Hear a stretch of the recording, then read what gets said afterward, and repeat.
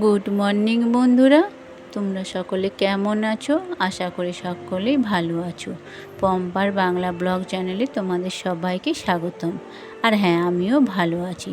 কাল ঝড় বৃষ্টি হয়েছে, দেখো কত প্রকৃতিটা শান্ত হয়ে আছে এখন। আর ঝড়ে কত পাতা পড়েছে, পাতাগুলো দেখতে পাচ্ছ, গোটা বাইকটা ভীষণভাবে নোংরা হয়ে গেছে। আর হ্যাঁ বন্ধুরা, তোমরা ভিডিওটি দেখার আগেই একটি লাইক দিয়ে ভিডিওটি দেখা শুরু করবে। আর তোমাদেরকে এইটুকুই আমার অনুরোধ, ভিডিওটি একটু স্কিপ না করে পুরো ভিডিওটা দেখার চেষ্টা করো। আর আজকে দেখো আমার গাছে কত সুন্দর ফুল ফুটেছে, সুন্দর সুন্দর সাদা সাদা ফুলগুলো ফুটেছে, কামিনী ফুল। যাই হোক, ফুলগুলো সত্যি কিন্তু অসাধারণ লাগছে। আর বৃষ্টি পেয়ে গাছগুলো তো যেন নতুন রূপ নিয়েছে, এত সুন্দর সবুজ হয়ে আছে, আমার তো খুব ভালো লাগছে। আর এখানে দেখো এই নয়নতারা ফুলের গাছেতেও খুব সুন্দর ফুল ফুটেছে, তো তোমাদের সাথে সেটা শেয়ার করলাম। আর আমার না অনেক গাঁদা গাছ লাগিয়েছি, এখন কিন্তু গাঁদা ফুল ফুটছে, তো সেইগুলোও আমি তোমাদেরকে দেখালাম।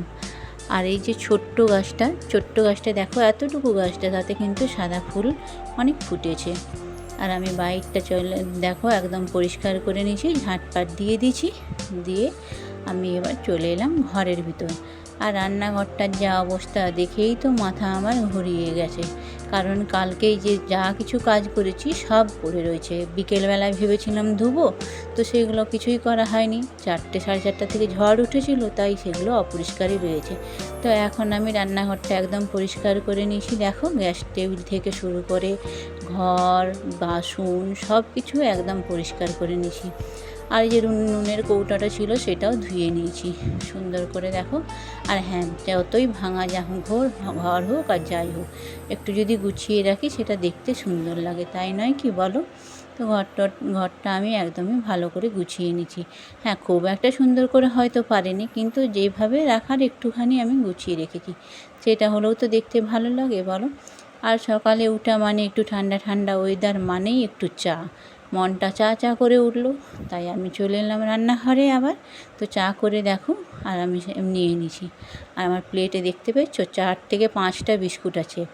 আমরা না বাচ্চা ছেলের মতো বিস্কুট খাই, মানে বিস্কুট না হলে যেন মনে হয় 2টো বিস্কুট দিল, তো একদম পসাই না। তারপরেই চলে এলাম বেডরুমটার অবস্থাটা শুধু দেখো, পুরো যেন ঘাঁটাঘাঁটি অবস্থা।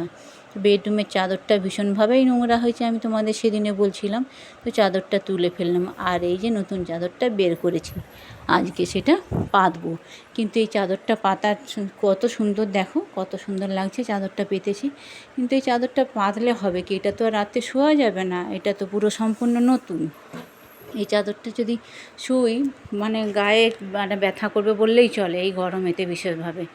আর এই যে পাশ বালিশের ওয়ারটা দেখছো, এই পাশ বালিশের ওয়ারটা কিন্তু আমার পাশ বালিশে মোটেই হচ্ছে না। এর আগে যেটা কিনেছিলাম সেটাও হয়নি, আবার এইটাও হচ্ছে না। আমার পাশ বালিশটা লম্বা করে যে আমি কী ভুলটাই করেছি সেটা আমি এখন বুঝতে পারছি, যে যটা পাশ বালিশেরই ওয়ার কিনছি, পাশ বালিশের কিন্তু কুলাচ্ছে না কিছুতেই। আর এদিকে ছেলের বইয়ের তাকটাও সুন্দর করে গুছিয়ে ফেলেছি। এই জামা কাপড়গুলো কালকে কাচা ছিল, কতগুলো গুছিয়ে ফেলেছি সুন্দর করে। আরও কতগুলো অকাচা হয়ে রয়েছে, তো সেগুলো চেয়ারের মধ্যে রয়েছে।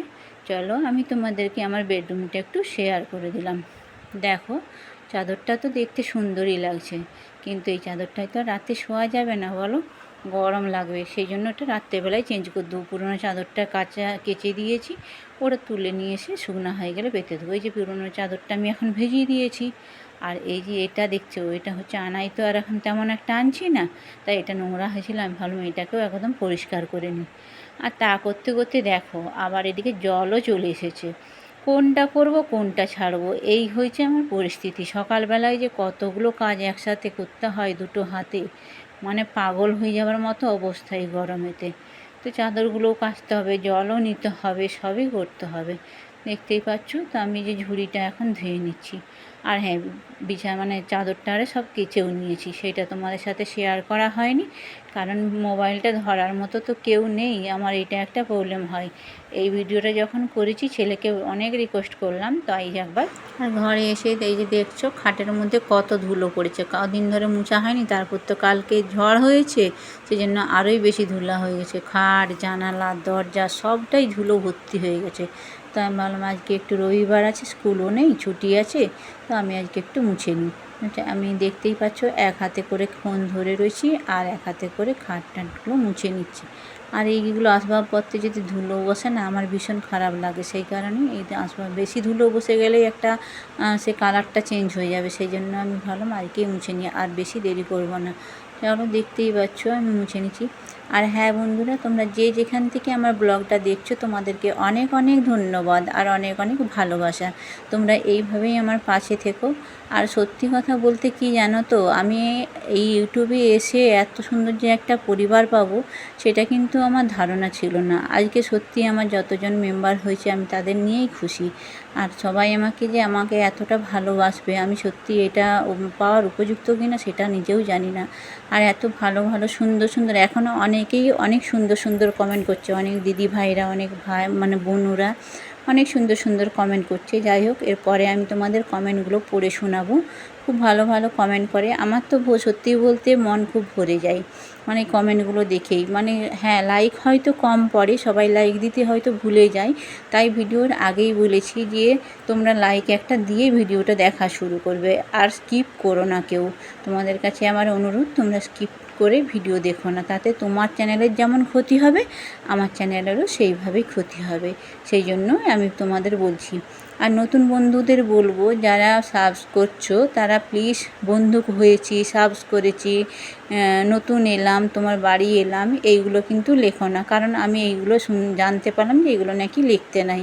হ্যাঁ, আমিও লিখেছি, সত্যি কথা বলতে আমিও লিখেছি, আমি যে না লিখে রয়েছি সে তা কিন্তু নয়, কিন্তু এখন আমি জানতে পেরেছি তাই এগুলো আর লিখি না। সুন্দর করে একটা কমেন্ট করে যেও, তাহলেই বুঝে যাবো যে তুমি আমার পরিবারে নতুন এসেছো, আমি ঠিক 24 ঘন্টা বাদে তোমার পরিবারে চলে যাব।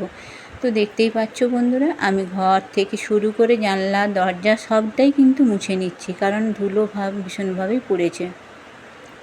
আর এই কাজ করতে করতে তোমাদের সাথে ভালো করে আমার বেডরুমটাও শেয়ার করে দিচ্ছি, একটু দেখে নাও।